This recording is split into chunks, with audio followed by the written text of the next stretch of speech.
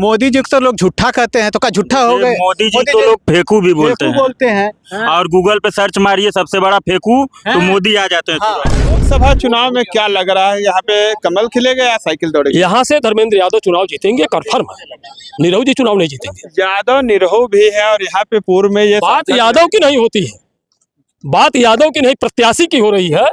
यहाँ यादव तो देखिए, यादव का मतलब नहीं है। अगर यादव धर्मेंद्र है तो क्यों निरहू जीतेंगे, क्यों धर्मेंद्र नहीं जीतेंगे? बात यादव की नहीं है, बात काम की है, बात सही की है। निरहू जी के भाई खुद कह दिए कि निरहू विजय लाल यादव के बड़बोलेपन इनके अंदर है। तो जब उनका सगा भाई खुद घर का परिवार का जो उनका मुखिया है, गार्जियन, वो कह रहा है कि बड़बोलेपन इनके अंदर है, तो हमें आपको कहने में कोई संकोच नहीं जो सत्य हो। और उसकी दुर्दशा किया, उन लोगों को 2 महीने बाद गिरफ्तारी की गई। क्या उनके घर पे बुलडोजर नहीं चलना चाहिए? उनके घर पे भी बुलडोजर चलना चाहिए, क्योंकि अगर आप न्याय संगत और ईमानदारी से निष्पक्ष अगर आप कार्यवाही करते हैं तो सबसे पहले वो आपके पदाधिकारी थे आईटी सेल के, उनके घर पे सबसे पहले बुलडोजर माननीय योगी जी को चलवा कर यह सिद्ध करना चाहिए था कि मैं प्रदेश की राजनीति में और प्रदेश सरकार में बैठा हूं, तो मैं चाहे अपना हो, चाहे बेगाना हो, चाहे विपक्ष का हो, चाहे किसी जाति किसी धर्म का हो, उसके खिलाफ कार्रवाई करूं। कभी तो नहीं हमारे गांव में दिखे। आजमगढ़ की सीट में क्या लग रहा है, 2 यादव चुनाव लड़ रहे हैं, तो क्या यादव यहाँ यादव नहीं, यहाँ सपा से कोई लड़ेगा चुनाव जीतेगा। मेन बात ये है। ऐसा क्या है कि सपा से कोई सपा से काम यहाँ जो भी काम हुआ है सपा के द्वारा हुआ है, माननीय मुलायम द्वारा। यहाँ जो कुछ हुआ है, चाहे पीजीआई हो, चाहे हॉस्पिटल हो, चाहे कुछ भी हो, स्कूल हो, उनके द्वारा ही जिले का विकास हुआ। 2024 का बिगुल बज चुका है और हम आजमगढ़ जिले में जो काफ़ी लोकप्रिय सीट मानी जा रही, काफ़ी चर्चा में है कि यहाँ पे एक तरफ भारतीय जनता पार्टी से दिनेश लाल उर्फ निरहुआ लड़ रहे हैं और दूसरी तरफ धर्मेंद्र यादव, मतलब 2 यादव लोग यहाँ पे सांसद के लिए समाजवादी पार्टी और भाजपा से चुनाव लड़ रहे हैं। हमारे साथ हम दिखाएंगे कि ये तमाम लोग हैं जो युवा है, आइए इनसे बातचीत करते हैं कि यहाँ पे जो सीट 2 यादव चुनाव लड़ रहे हैं उनमें क्या लग रहा है, कौन बाजी मारेगी या सपा? धर्मेंद्र यादव सपा से। सपा ही क्यों जीतेगी? भारतीय जनता पार्टी ये कहती कि हमने देश में बहुत सारे काम किए। जातीय जनगणना के अनुसार यहाँ की जो सीट बनती है उसमें सपा ही जाएगी, क्योंकि यहाँ पर मुस्लिम और यादव बाहुल क्षेत्र है, इसलिए सपा निकलना। क्या भारतीय जनता पार्टी से मुस्लिम और यादव नाराज है? नहीं, नाराज नहीं है और ना ही खुश हैं, दोनों हैं। यहाँ पर कुछ लोग नाराज होते हैं, कुछ लोग खुश होते हैं, तो किसी एक की नाराजगी को हम नाराजगी नहीं कह सकते और एक की खुशी को खुशी नहीं। हम सर्व समाज के लिए काम कर रहे हैं, सबका साथ सबका विकास वो कह रहे हैं, तो वो कह रहे हैं जहाँ पर कर रहे हैं वहाँ कर रहे हैं। यहाँ पर काम नहीं हुआ है तो हम कहेंगे नहीं हुआ है। जो ये उपचुनाव था उनका कार्य कैसा रहा? हमने तो उनका कोई कार्य नहीं देखा है, यहाँ पर हमने उनका कोई कार्य एक नहीं देखा। एक कार्य कोई बता दे कि हाँ ये कार्य उनका है, वो हम देखे हैं, हम नहीं जानते। कभी क्षेत्रों में जाते थे? हम तो रोज क्षेत्र में घूमते हैं, दिन भर रात भर घूमते हैं। हम दिन भर घूमते हैं क्योंकि हम एक मार्केटिंग वाले। कभी तो नहीं हमारे गांव में दिखे। आजमगढ़ की सीट में क्या लग रहा है, 2 यादव चुनाव लड़ रहे हैं, तो क्या यादव? यहाँ यादव नहीं, यहाँ सपा से कोई लड़ेगा चुनाव जीतेगा। मेन बात ये है। ऐसा क्या है कि सपा से कोई सपा से काम यहाँ जो भी काम हुआ है सपा के द्वारा हुआ है, माननीय मुलायम द्वारा। यहाँ जो कुछ हुआ है, चाहे पीजीआई हो, चाहे हॉस्पिटल हो, चाहे कुछ भी हो, स्कूल हो, उनके द्वारा ही जिले का विकास हो। ये तो बना हुआ, लेकिन इसमें डॉक्टर नहीं है। अरे अब जो है सरकार में उनको डॉक्टर रख देना चाहिए ना। इसके पहले क्या डॉक्टर थे? अरे तब तो बन रहा था, तो कैसे रहेंगे? बनते कैसे आ जाएंगे डॉक्टर? अब बना तो समय लगा, 10 साल में 10 साल ये लोग रहे, 3 लोगों की व्यवस्था कर देनी चाहिए ना। अच्छा, 10 साल से डॉक्टर नहीं हुआ? अरे है, इस समय है डॉक्टर, ये कौन कह रहा है? कुछ कम है लेकिन उनको भरना चाहिए। लेकिन बनाया कौन है? मुलायम सिंह ने। कमिश्नरेट कौन बनाया? मुलायम सिंह ने। हॉस्पिटल कौन बनाया? मुलायम। यहाँ जो विकास किए हैं मुलायम सिंह किए हैं और जिला भी उनको दिया है, 10 सीट दे दिया। यहाँ क्या किया है? कोई तो नहीं उनका भी काम दिख रहा है। अभी तो लोग बता रहे हैं कि यहाँ तमाम सड़कें एयरपोर्ट उद्घाटन करने आए, लेकिन बनाया कौन है? अखिलेश ने बनाए हैं। एयरपोर्ट जो बना है उद्घाटन तो किए मोदी जी। गेहूं कटवा दिए। की जनता जो धरना प्रदर्शन क्यों नहीं? उनका घरवा खाली कराएंगे तो करेगी ना। मुआवजा कम मिला, घर खाली कराए, जाएंगे कहाँ? इसलिए चिल्लाएंगे। कोई भी रहेगा, आप ही घर उजाड़ा जाएगा, आप नहीं चिल्लाएंगे। तो ऐसे ही इसीलिए भारतीय जनता पार्टी के लोग कह रहे हैं 4 गुना मुआवजा दिया जा रहा है। आप कह रहे हैं कोई पाया हो, जो कह रहे हैं वो पाए होंगे, जिसका घर नहीं पाएंगे चिल्लाएंगे। अच्छा, मुआवजा न मिलने का। और दूसरी चीज, सर्किल रेट कम हो। हाँ, सर्किल रेट वहाँ का कम है। रहे हैं। और उसका 4 गुना कर रहे हैं। अब मार्केट रेट अधिक है, अब उसका 8 गुना है। जैसे कि हाँ, जमीन तो इसलिए- जैसा यहाँ लोग बता रहे हैं कि जानते हो भारतीय क्या है? जनता पार्टी की और सपा की लड़ाई है, आपको कौन जीतेगा यहाँ पे? यहाँ पे तो धर्मेंद्र यादव जीत गए, मान के चलिए। उनको हराने वाला समझे ये निरहू जो थे, तो उस समय यहाँ का समीकरण थोड़ा सा गलत हो गया था। गुड्डू जमाली लड़ गए थे तो कुछ वोट कट गया। अब वो समीकरण इस समय यहाँ बैठ गया है और हरा नहीं पाएंगे गुड्डू जमाली खुद। जीत भी जाएंगे तो प्रधानमंत्री का चेहरा भी तय नहीं है। प्रधानमंत्री बनेंगे ना, केजरीवाल है। केजरीवाल अच्छा, ये बाद में बनेंगे? हाँ, संसदीय दल की बैठक होगी इंडिया गठबंधन के, उसके बाद चुना जाएगा। और उसमें हमारे हिसाब से, अब मैं पर्सनल बता रहा हूँ कि वो अरविंद केजरीवाल बेस्ट है। वो अपना काम करके दिखाए हैं, शिक्षा को बेहतर किए हैं। नहीं तय है, बाद में होगा, मतलब बेटा पहले आ जा रहा, बाप बाद में आएगा। नहीं, बेटा बाप की बात नहीं है। यहाँ भी राज्यों के चुनाव में मोदी के नाम पे चुनाव लड़ रहे हैं, मुख्यमंत्री बाद में तय हो रहा है। बीजेपी भी करती है, ये कोई नई बात नहीं है। आप मध्य प्रदेश में जान रहे थे कौन नहीं जान रहे थे, वैसे ही यहाँ नहीं जान रहे हैं कि मध्य प्रदेश में देखा जा रहा है यादव मुख्यमंत्री बन गए, तो क्या यादव चेहरा कन्वर्ट नहीं होगा? बाद में बनाए ना, उसी तरह यहाँ बाद में बना देंगे प्रधानमंत्री को, जो जीतेगा। अरविंद केजरीवाल नहीं बनेंगे, प्रधानमंत्री अरविंद केजरीवाल नहीं बनेंगे। उसके पीछे कारण है क्या? उनके पास यहाँ के लिए कितनी सीट अभी तक निकाले हैं। जब से वो आए हैं चुनाव में, पूरे इंडिया से, अपने यूपी से अगर मिला लेते हैं, तो यहाँ से कितनी सीट आज तक उनको नहीं मिली। लेकिन दिल्ली और पंजाब में तो उनकी दिल्ली में अगर सरकार उनकी है तो दिल्ली के लोग क्या खुश हैं उनसे? पंजाब में दिल्ली के लोग क्या खुश हैं? दिल्ली के लोग नाखुश हैं। बिल्कुल नहीं खुश जनता है। तो कह रहे दिल्ली में सबसे ज्यादा काम हुआ, जो भी दिल्ली से लौट के आते हैं कहते हैं केजरीवाल जैसा कोई नहीं, दिल्ली में भी काम हुआ था। बरसात में वहां पर झील बन गई थी कई, वो झील कौन बनवाया था?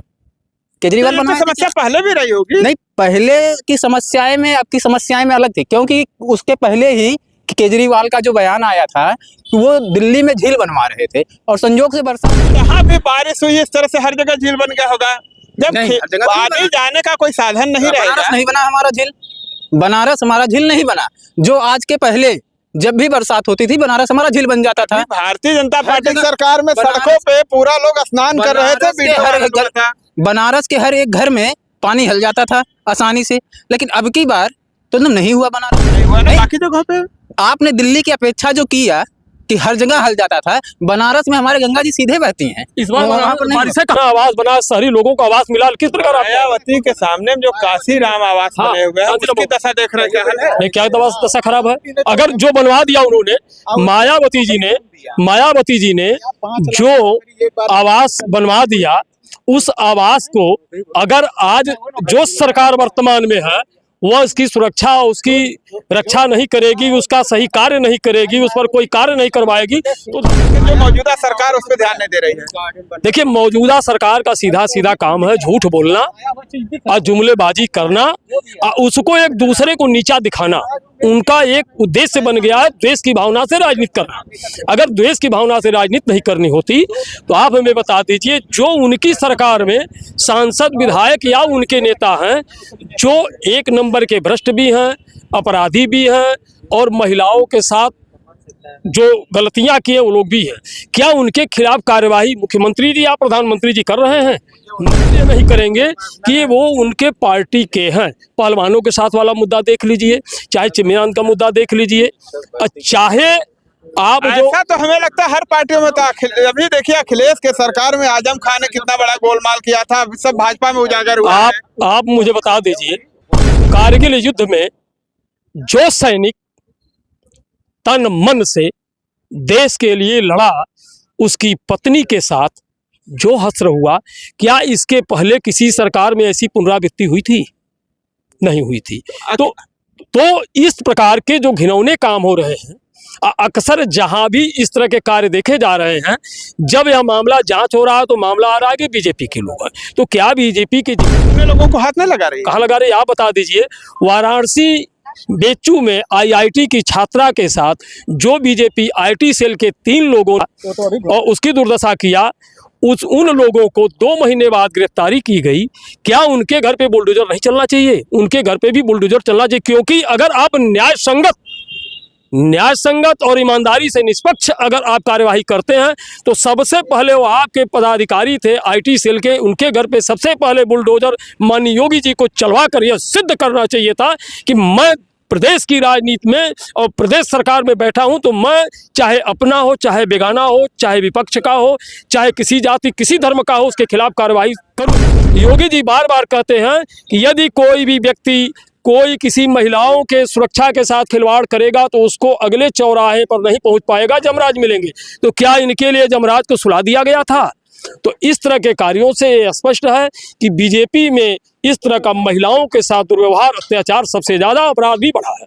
तो सरकार ये कहती है हमने तमाम महिलाओं के लिए हेल्पलाइन चलाई जिससे महिलाओं को फायदे मिल रहे हैं। आप बता दीजिए, किसी महिला को अगर घेर लिया जाए, पकड़ लिया जाए, तो किस प्रकार मोबाइल से किसी को सूचना देगी हेल्पलाइन पे?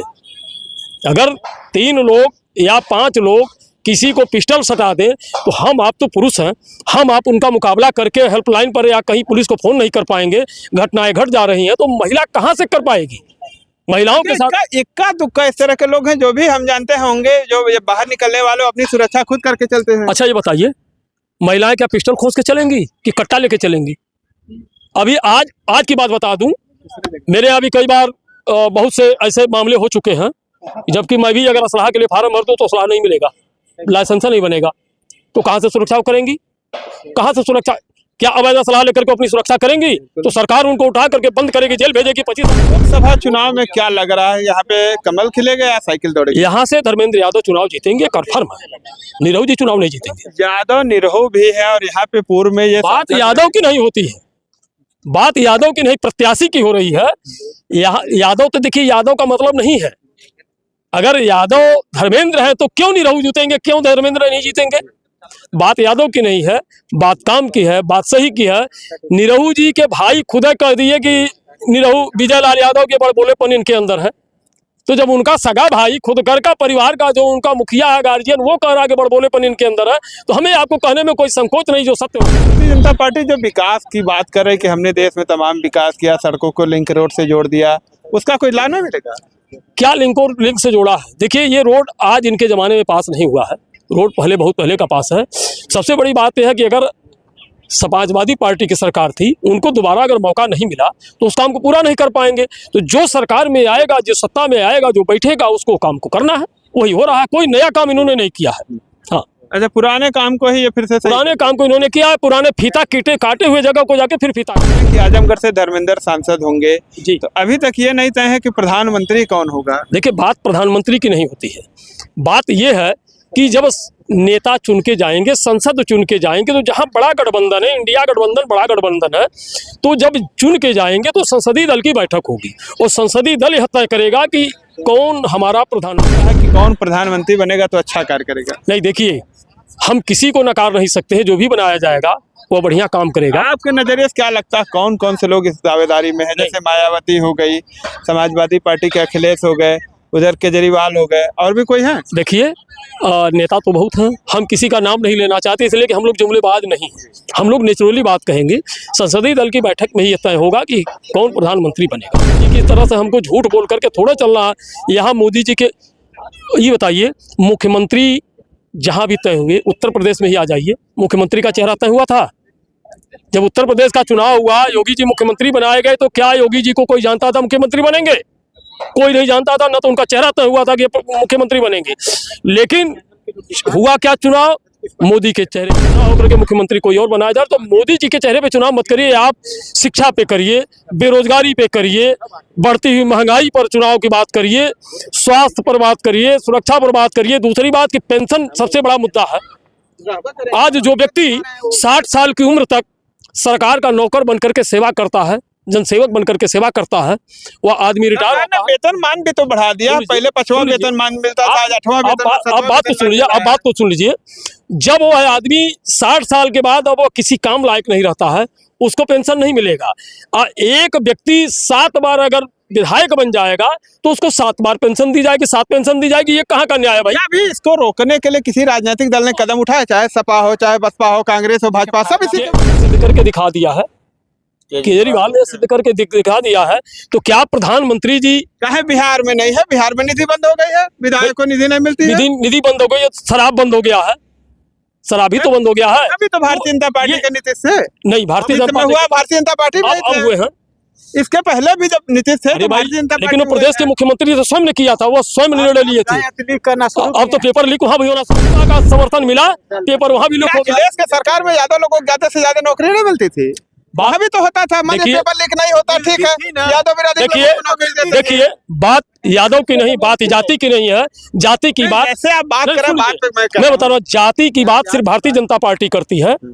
हम जैसे समाज सेवी जो हैं वो जाति की बात नहीं करेंगे, धर्म की बात नहीं करेंगे, सर्व समाज की बात अभी करेंगे। यहीं के लोग बताए हैं कि जब यहाँ पे उत्तर प्रदेश में सपा की गवर्नमेंट रहती है, यहाँ पे सांसद रहते हैं, समाजवादी पार्टी के लोग बहुरी बटोरते हैं, तो आप कैसे देखिए, कह रहे हैं कि जात की बात नहीं आप करते? अच्छा ये बताइए कि कोई भी व्यक्ति किसी के नाम पर पखुरा चढ़ा के अपना शर्ट कूद जाए तो उसकी महान मूर्खता होगी। किसी जाति के नाम पर कहीं कुछ नहीं होना चाहिए, कोई धार्मिक उन्माद नहीं फैलाना चाहिए, लेकिन इस सरकार में हिंदू मुस्लिम की बात करके और बात को बढ़ा दिया जाता है, बात को बढ़ा दिया जाता है।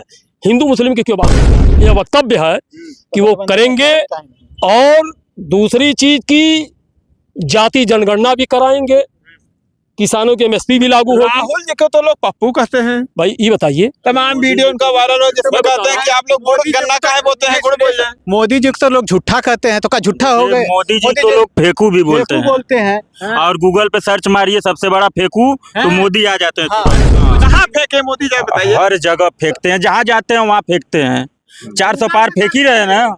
400 पार क्या कह रहे हैं, मतलब सीट पार कर रहे हैं या वही जो 400 पार फेंक रहे हैं, अब वो ये नहीं बता रहे हैं कि सीट पार होगी, कि तेल पार होगा, कि आटा पार होगा, क्या पार होगा ये नहीं बता रहे हैं। जब से बीजेपी की सरकार आई ना, तब से मट्टी तेल वो लोग पी गए। मट्टी तेल मिलता था, बिजली तो मिलने लगी, आपको बिजली का बता तब नहीं मिलती थी, अभी दें। उतना मिलती थी सपा की सरकार में, सपा की सरकार में 22 घंटा बिजली मिलती थी। ग्रामीण क्षेत्र में तो 22 ग्रामीण क्षेत्र का मैं रहने वाला हूँ, मैं ग्रामीण की बात कर रहा हूँ, ग्रामीण क्षेत्र में मेरा घर है। केंद्र भी बनाए अरे ये कैसे हो जाएगा? कब सुनिए, बिजली का कोई उपकेंद्र बनाई भाजपा, वो तो अखिलेश बनाए थे, उससे बिजली दे रहे हैं। लेकिन कोई बता दीजिए, बनाए भी उपकेंद्र, बनाए बिजली पैदा करने गवर्नमेंट थी, व्यवस्था बनाई। और बात सुनिए, केजरीवाल की वहाँ पे गवर्नमेंट है, नहीं, वहाँ की सरकार बिजली खरीद के सस्ती देती है। अखिलेश जी यहीं पे से बिजली मांगी थी। हमारे कहने गवर्नमेंट की योजना है, इलेक्ट्रिक कार दौड़ रही है। हमारे कहने का मतलब ये है, जैसे दे रहे हैं बिजली, किसके बनाए हुए? बीजेपी का पसंद है और एक मंत्री पसंद है, और नितिन गडकरी। नितिन गडकरी,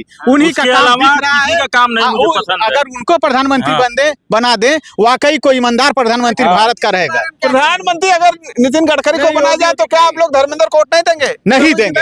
आज कह देंगे नितिन गडकरी को प्रधानमंत्री बनाएंगे, हम लोग बनाएंगे। उनका काम दिख रहा है। देखिए मैं बता दूं, मोदी जी जो कहते हैं वो करते नहीं है। लेकिन पहली चीज आप नोट कर लीजिएगा, अगर मोदी जी कह देंगे कि नितिन गडकरी को प्रधानमंत्री बनाया जाएगा तो भी नहीं बनाएंगे।